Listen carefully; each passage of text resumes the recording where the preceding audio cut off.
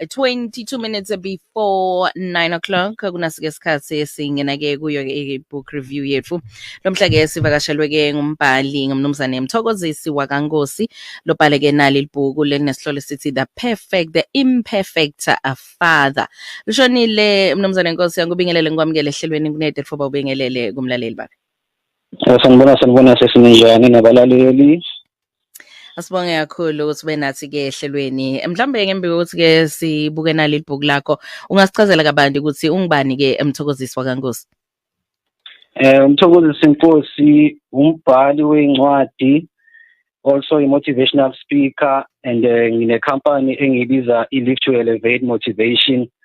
Ngazalwa ngakhulela emadolobheni awu-2 eMpumalanga, iPerdekop neVolkrust, bayazi abantu ngeVolkros. Yeah. Chazele kabanti nganali-ke libhuku lakho mnumzane Nkosi, The Imperfect Father. Sicale-ke sibuke isihloko saleli bhuku. Kungani-ke ukhethe ukulibita ngokuthi The Imperfect Father?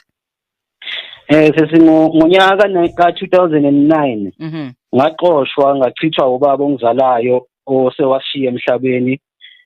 Wathi angisasi indodana yakhe ngiphume ngiphele emzini wakhe.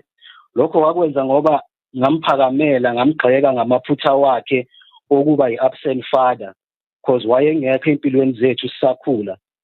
Fast forward 2015 ubaba wagula washona, but ensukwini zakhe ezimbalwa esaphila ngabona ubaba, ngabona indoda ezimisela ukulungisa amaphutha wayo, ngabona ubaba ongaphelele ozama ukuba abe khona empilweni yami. Even though ngaleso sikhathi leso bese kulate nyana. So umuntu ophelele umuntu ongenamaphutha, umuntu ongenazici. Kodwa siyazi ukuthi emhlabeni esiphila kuwo akekho umuntu ophelele. Ekugcineni ukungapheleli kwethu namaphutha wethu yizo izinto ezenza ukuthi sigcine sesiphelele. So ngale ncwadi ngikhuthaza obaba nabazali in general ukuthi awudingi ukuthi uze uphelele ukuze ube khona empilweni zengane zakho. Ingane zidinga uthando, zidinga ubaba okhona, ingane zidinga nje imfudumalo yomzali, because obaba babalekile responsibility ngenxa yokuthi abanamali yokondla ingane. Ukondla ingane has nothing to do nemali. Ukondla ingane nje ngokukhona kwakho nayo kokudlayo wena ukushare nengane yakho yinto ebalulekile leyo. Imali yona ithulusi esisebenzisayo nje ukuthi siphile nokuthi sondle imindeni yethu, but akusinto edingakalayo kakhulu ukuthi ube khona empilweni yengane.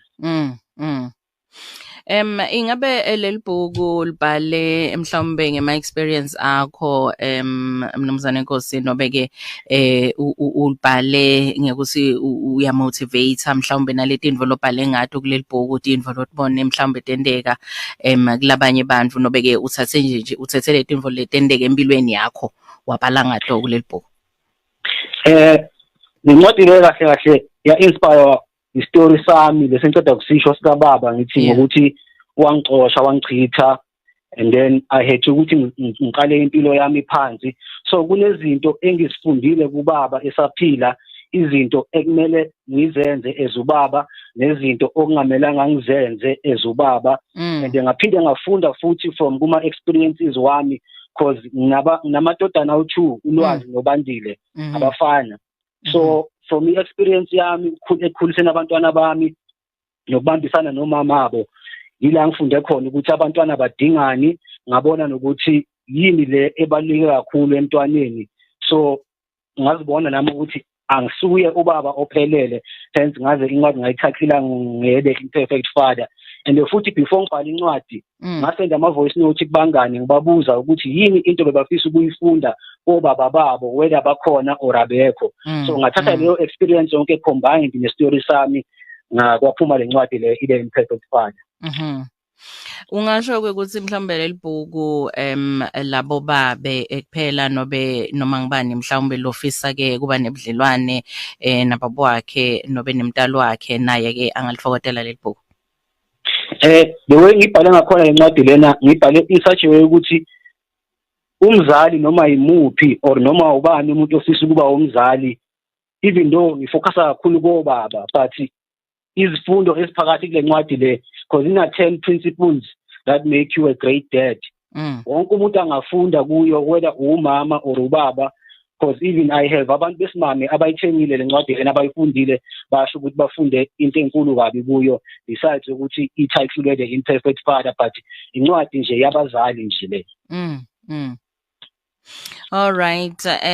Ingabe leli bhuku atholakala etitolo Mnumzane Nkosi nobeke balaleli balithola kuwe bashayela wena nobeke mhlawumbe khona indlela labangayisebenzisa kusibati i-order leli bhuku? Yeah, cause incwadi lena ngi-self-publishile ngipublishele mina. Okay. So bangalithola kimi by going ku-website yami umthokozisinkosi.co.za or bangisendele i-WhatsApp ku-063 423 6846 and then mabangena ku-website yami bazobona nezinye futhi incwadi zami engizikhiphile and then singa-communicate from lapho.